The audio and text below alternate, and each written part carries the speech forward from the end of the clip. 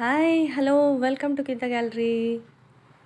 ಚಿಕ್ಕ ತಿರುಪತಿ ಅಂತ ಕರೆಯಲ್ಪಡುವ ಸೂಗೂರು ಶ್ರೀ ವೆಂಕಟೇಶ್ವರ ಸ್ವಾಮಿ ದೇವಾಲಯ ಕಲಬುರಗಿಯಿಂದ 45 ಕಿಲೋಮೀಟರ್ ದೂರದಲ್ಲಿ ಕಾಳಗಿ ತಾಲೂಕಿನಿಂದ 8 ಕಿಲೋಮೀಟರ್ ಆಗುತ್ತೆ.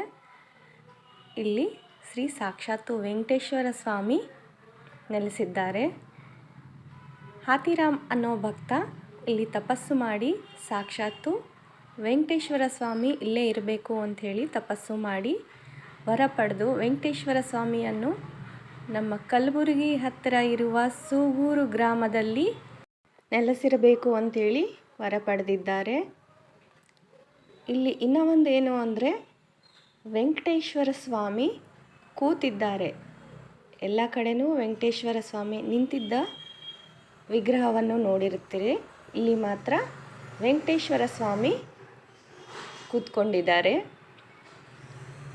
ಇಲ್ಲಿ ಇನ್ನೂ ಒಂದು ಏನು ಅಂತಂದ್ರೆ ಲಕ್ಷ್ಮೀ ವೆಂಕಟೇಶ್ವರ ಸ್ವಾಮಿ ಬೇರೆ ಆದ ಜಾಗ ಕೂಡ ಇದೆ ಅಂಥೇಳಿ ಇಲ್ಲಿ ಹೇಳ್ತಾರೆ.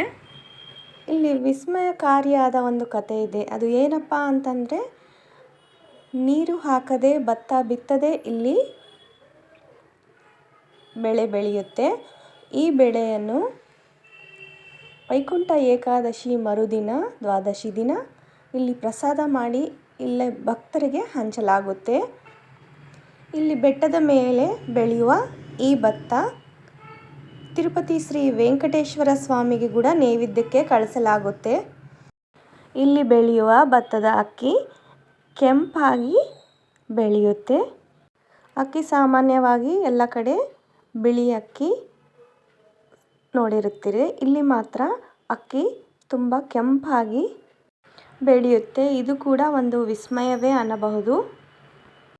ವೈಕುಂಠ ಏಕಾದಶಿಯ ದಿನ ಸಾಕಷ್ಟು ಭಕ್ತರು ಇಲ್ಲಿ ಬಂದು ಸಾಕ್ಷಾತ್ತು ವೆಂಕಟೇಶ್ವರ ಸ್ವಾಮಿಯ ದರ್ಶನ ಪಡೆದು ಪುನೀತರಾಗುತ್ತಾರೆ. ಅದರ ಮರುದಿನ ದ್ವಾದಶಿಯ ದಿನ ಕೂಡ ಸಾಕಷ್ಟು ಭಕ್ತರು ಬಂದು ಇಲ್ಲಿ ದರ್ಶನ ಪಡೆದು ವಿಸ್ಮಯಕಾರಿಯಾದ ಭತ್ತವನ್ನು ಪ್ರಸಾದ ತೆಗೆದುಕೊಂಡು ಹೋಗುತ್ತಾರೆ. ನೀವು ಕೂಡ ಇಲ್ಲಿ ಬಂದು ಆ ಸ್ವಾಮಿಯ ದಿವ್ಯ ದರ್ಶನವನ್ನು ಪಡೆದು ಧನ್ಯರಾಗಬೇಕೆಂದು ಕೇಳಿಕೊಳ್ಳುತ್ತೇವೆ. ಅಂಗರಂಗ ವೈಭವಾಲ ಆನಂದ ರೂಪುಡವು ಬಂಗಾರು ಶ್ರೀನಿವಾಸ ಮಮ್ಮೇಲರ